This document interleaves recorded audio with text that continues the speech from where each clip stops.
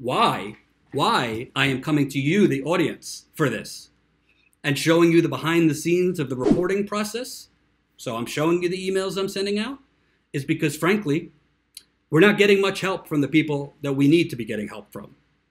I like Alexandria Ocasio-Cortez a lot. I don't have any bones with her on policy. But frankly, I've reached out to her office multiple times. I've spoken with her communications director multiple times. He's been aware about this from us for 2 months. Benefit of the doubt, my assumption is he has not brought the information to Ocasio-Cortez. She has been a little busy being attacked by all of the right wing and now the Democratic establishment too. But frankly, I'm sorry, instead of sending videos out all the time of dancing and you know, selfies and bullshit, and this isn't just her, I'm talking about a lot of politicians. Her office has this. I've sent it to them. And, you know, it's not like you have lightweights calling for an investigation. You got Ro Khanna calling for an investigation. You got Tulsi Gabbard calling for an investigation. You got Erin Brockovich on the record calling this criminal. I have paperwork documentation to back up many of these homes, what I'm saying. So I got no problem with Alexandria Ocasio-Cortez, but if people like Alexandria Ocasio-Cortez and the other folks I'm about to mention, their whole thing running is we have to hold the establishment accountable. Well, they're not absolved of that. So I don't know, and I frankly, maybe I shouldn't have, but the other day I sent her communications director a little heightened language text, and I said, hey, I appreciate how much work you got going on, but you've had this for 2 months. You said you would try to help out. All I'm asking for is a tweet. I'm just asking for a tweet from her on this, because everything she does becomes national news. And that's why it's a great point, because again, everyone is hanging on her every word right now, because they know how much of an influence she is and how much of an influence she ultimately will be for Bernie in 2020. She is a wild card. And right now, if she were to make a statement, just one simple tweet saying that something has to be done about what's going on in Flint, Michigan with their poisoned water supply, it will be talked about. In whatever context, I don't know, but it will be talked about because she is the hot button item of the day right now. But it's not just that. This is bigger than just Flint. I've told you since I was at the Young Turks, and obviously now, I don't cover Flint just for Flint. I cover it because this is the playbook. This is the playbook. So if no one is held accountable in Flint, this is the playbook for every other city, town, state in America to basically, if you want to give them the benefit of the doubt, accidentally poison their residents and then get off scot-free because they'll know, well, we're not going to actually go to jail for it. Talking about governors, local councilmen, environmental officials. So if nobody is held accountable, this is how that gets normalized. That's why I cover it, because there's a lot of water problems in other places than Flint. So not only do we need people like Alexandria Ocasio-Cortez to tweet about Flint, we need them to specifically say, this is an environmental scandal. We need to know who was responsible for these officials going into homes and manipulating data. We need to know, did Rick Snyder, the governor, who runs this agency, by the way, the governor's responsible for the agencies under him. What was his communication with the Department of Environmental Quality? I want those emails. I want his emails between him, his administration, his chief of staff, anybody in that administration. I want his emails with the Department of Environmental Quality. I want to know how often did he meet with the environmental agency? What were the contents of those meetings? Because just to really crystallize this for it, these were environmental officials, which as you saw in that video, they full well knew you cannot flush before taking a lead and copper sample if you want accurate numbers. By flushing, you're manipulating the data to be lower and give residents a false sense of security. They did it anyway as mothers, mostly black, especially, and a lot of single mothers were standing there with their kids and then sent paperwork, your water's fine. There are children that might have been poisoned further because they went back to drinking that tap water because they're too poor to buy bottled water. So I'm not picking on AOC because I'm about to tell you some other folks. But Congresswoman Rashida Tlaib, everybody's up in the clouds that she dropped a. And that's the whole point about the sound bites. Rashida Tlaib is a representative of the state of Michigan, and she is now in a position of power. And like you said, it's been 5 minutes, but she hasn't said a single word about the issue. And she has the ability to make it a hot button issue in the state of Michigan if she chooses to talk about it. And unfortunately, and I'm not knocking her in particular, but I'm just dropping the veil so you guys know this. And this might make me lose access with Ocasio-Cortez or Tlaib, but if you don't know me by now, I don't give a shit about access. You know, if I have to kiss the ass, of these people to succeed, then I'm not going to do it. I'd rather not succeed. So, unfortunately, like Alexandria Ocasio-Cortez, I can't say whether she knows about it or doesn't because I haven't directly spoken with her. Rashida Tlaib responded to my email, so she's aware of this.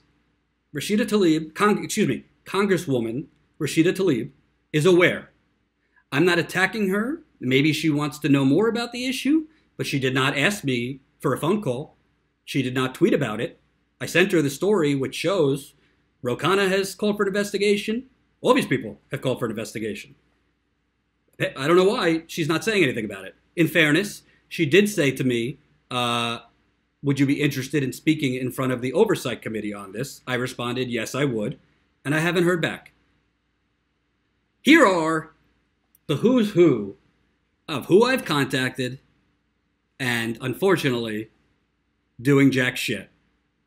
And again, out of all the people on this list, I'm not attacking AOC or Tlaib. I like their politics. In fairness, I have no idea if Ocasio-Cortez even knows about this. She's been a little busy. I do know Congresswoman Rashida Tlaib knows about this. I do know Congressman Dan Kildee knows about this. I do know Attorney General Dana Nessel of Michigan, brand new Attorney General, knows about this. And I do know new Governor of Michigan, Gretchen Whitmer, knows about this because she's quoted in my story. So unless her advisor gave a quote for her, she's quoted in my story, so I would damn well hope she knows about it. So a lot of you might think, oh, Jordan, this is nice, but they're not going to do anything. Why bother calling? Well, why bother reporting then? Why bother activism? Why bother with anything? So I'm going to keep this up while Peter and I talked. If you got a pen handy, or if you want to just take a screenshot, tomorrow, starting at 9 a.m. Eastern, if you have to go to work, go to the bathroom, call Attorney General Dana Nessel. I am giving the top person, Nessel, the benefit of the doubt. I am giving the second person the benefit of the doubt. I am giving Ocasio-Cortez the benefit of the doubt. I am giving Rashida Tlaib the benefit of the doubt. Cummings gets nothing from me. Kildee gets nothing from me because they both know about it. They both know about it. I would... And by the way, just so you know, I'm not like talking out of turn. Here is a story that details all the people that came out. Alyssa Milano. I'm calling for an investigation on the real lead levels in Flint, Michigan. And they must reopen the state-funded bottled water program for residents until it's proven without flushing that the water is safe. And by the way, to her credit, new Governor Gretchen Whitmer says she's going to reinstate the free bottled water program, which ex-Governor Rick Snyder shut down. Susan Sarandon, shady testing practices in Flint showing safe lead levels. Check out Jordan Chariton's article about why Flint's water still isn't safe. By the way, Jenn was my co-reporter, so it's not just me. Ro Khanna. After Michigan poisoned Flint 4.5 years ago, Governor Snyder's officials broke EPA regulations to lower lead levels. Free water needs to be restored and an investigation opened. Thank you, Jordan Chariton, for your reporting. Like I said, it was Jenn too, but we'll take it. It's a no-brainer to have an investigation, he continued. Congresswoman Tulsi Gabbard. The people of Flint are still being poisoned and cheated. I visited Flint and heard from people who still can't bathe in their own homes due to multiple toxins in water and who rely on on charity for bottled water. There must be an investigation, accountability, and clean water for Flint. Lee Merritt, a civil rights attorney who's representing Botham Jean's family and other murdered black people. In case you're wondering, no, they haven't cleaned the water in Flint. They've just found a better way of covering it up. I'm not saying this. I'm not raising a stink for the hell of it. I'm raising a stink because you want to know something? And let me be clear. Let me be clear. I am not Erin Brockovich, and I'm not trying to be. I can't touch Erin Brockovich. She's a legend. But there's one thing in common. Erin Brockovich had the goods for years. No one would listen to her. No one would listen to her. And she had the EPA and state governments in California, in her case, trying to shut her down. So she had the goods, and she had to keep fighting and keep calling out the bastards. So I and Jenn, who's, like I said, is going to be out for a period of time. She's coming back. She's wonderful, just dealing with a family matter. So I'll send her your regards. She's definitely coming back. There's no scandal, so don't worry about it. I talk to her every day. She misses you guys. Here's the deal. When these things happen, part of the reason that you elect an Alexandria Ocasio-Cortez or a Rashida Tlaib is because these are the people you need to give a shit. These are the people you need to scream and holler because I know Nancy Pelosi isn't going to say anything. But the point is, and let me put this list back up, I want to give Alexandria Ocasio-Cortez and Rashida Tlaib and all these great people the benefit of the doubt because they're brand new and maybe they don't know about it. I know Tlaib knows about it because she emailed me back and signed her name. Cummings? No, you don't get the benefit of the doubt. Kildee, you represent Flint. You're quoted in the piece. There's got to be a reason you're not standing up calling for an investigation. Nessel just took office. I'll give her the benefit of the doubt. Whitmer just took office. Peter, your thoughts? I think one of the reasons why we're trying to change the dynamic of the way politics is done in this country is when you elect somebody like Alexandria as well as Rashida, you are supposedly electing representatives of constituencies that are not bought and paid for by special interests. Now, I don't know Representative Cummings' financials or Representative Kildee's, but I wouldn't be surprised if they have financial backers to their electoral campaigns that not only do not care about Flint, but stand to benefit substantially financially if Flint basically becomes a whole rebuilding project, if you will, which I think it's pretty obvious that that's the whole point of, try to get the residents out of there with the poison water supplies and whatnot. So when you bring in a new group of representation, and especially somebody like Rashida Tlaib, who I believe was a Justice Democrat, is that correct? If you remember correctly? I'm not sure. I don't think so. But the point is, if you're going to bring in these new representatives, and they're supposed to be firebrands, and they're here to make a difference, yes, there are significant issues that are going on at all times in various parts of the country, but poisoned water supply, especially in the state that you're representing, I don't think it gets much bigger than that. And I know we don't really want to point the finger directly at somebody like Rashida Tlaib, but the reason why I intend to give somebody like her grief more than any others is because I don't expect much from Representative Cummings or Representative Kildee or even Governor Whitmer. Governor Whitmer, who is literally owned by Big Pharma. We have a significant problem when it comes to the majority of our elected officials.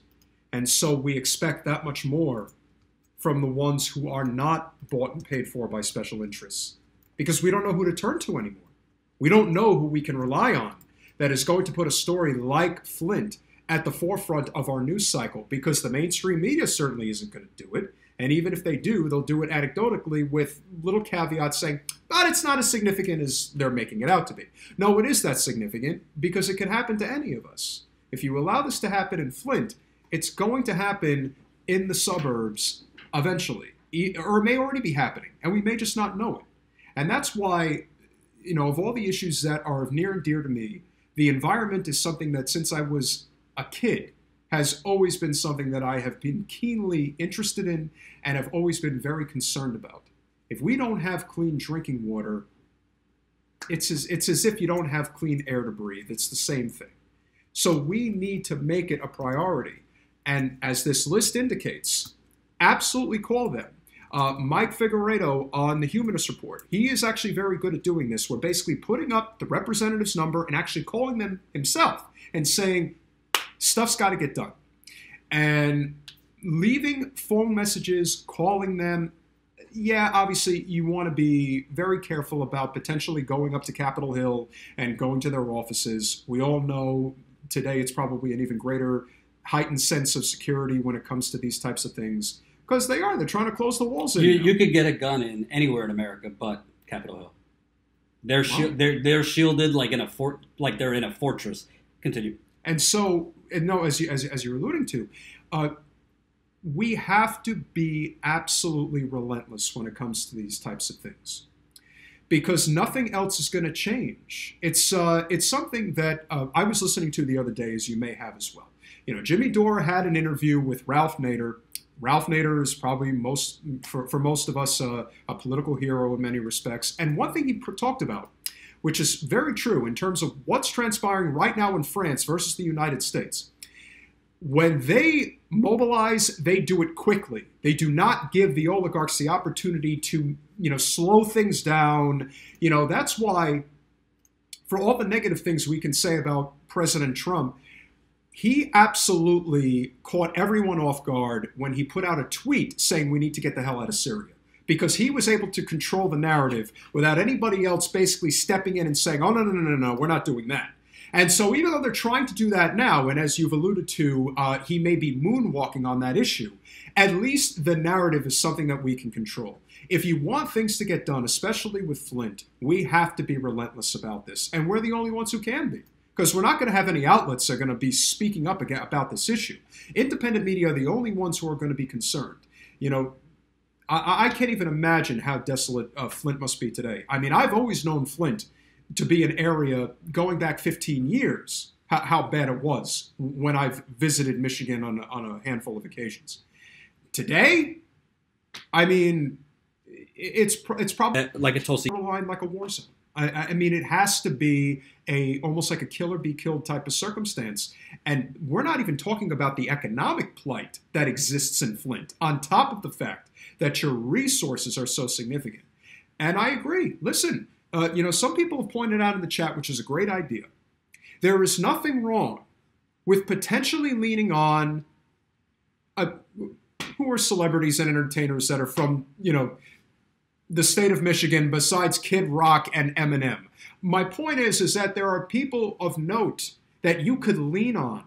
Alyssa Milano is a celebrity, but you know what? At least she's talking about it. I understand she's not a representative, but she still has a voice. And there are a lot of other people who should be talking about these types of issues, because there's no other way that this is going to get done. We are way too comfortable and lethargic as a society in the United States. We should be out in the streets. I, for one, am somebody, and I know I'm going to catch flack for this, when they did their march in D.C., with the pink hats, whatever you want to call it, I thought that was the biggest waste of time that I have ever seen. What, Code Pink? Code Pink. When you have a million... Oh, I love Medea Benjamin, though. But I love Medea Benjamin, but I'm talking about the millions of people who could be out in the streets, and if you want to be out for a cause, just imagine if there were 1 million people marching on D.C. for Medicare for all. Imagine how many wheels would spin if something like that were to happen. Ooh, that's a good idea. 1 million Medicare march. That's a great idea. How about, listen, how much you want to bet that Alexandria Ocasio-Cortez going into 2020, it could mobilize a Green New Deal march on D.C.? I guarantee you she could put that together. And that would be one way that she can make an impact. Maybe she's not somebody who is going to be the standard bearer for Flint, Michigan, but maybe Rashida Tlaib will be, or maybe somebody else. But the point is, we can do this, but being relentless about it is how the job is going to get done. And by the way, the reason I'm depriving you of Peter's very, very pretty hair and thick mane and beautiful sparkling smile. Thank you, doll. Thank you, doll. The reason I'm not showing you is so you could write down these numbers. So there's the numbers. There's the Twitter handles. Obviously, everybody is, a lot of you work multiple jobs, so if you don't have time, you don't have time. But if you do have time, this is important. I know a lot of you say, sometimes get a little upset, like, Jordan, what about all the other places? Well, first of all, I'm not an octopus. I can't stick my tentacles into a gazillion places at once. And I have covered other water issues if you followed my reporting at the Young Turks and here. But like I always say, it's not only about Flint. Right now, maybe even in your city or town, they're making decisions about infrastructure, water, other things based on money. They're making decisions about the public health based on money. And unless those public officials have in their mind, well, look what happened to Snyder. Look what happened in Flint. Like, they're not going to stop and think about the people and their health if there's no consequence. So that's why it's so, so important. Not to mention, these are poor black people. These are poor black people, and these are poor white people. There's a lot of poor white people in Flint, too. So this is environmental racism on steroids, what's going on in Flint. So that's why I stay on it. That's why I am encouraging you guys. Call those newly elected congressmen, newly elected congresswomen, newly elected attorney general, newly elected governor, and make sure, maybe they don't know about it, make sure and harass them. Because I got news for you. Flint might not even be near you. You might be watching across the pond. But it could be near you one of these days. Yes.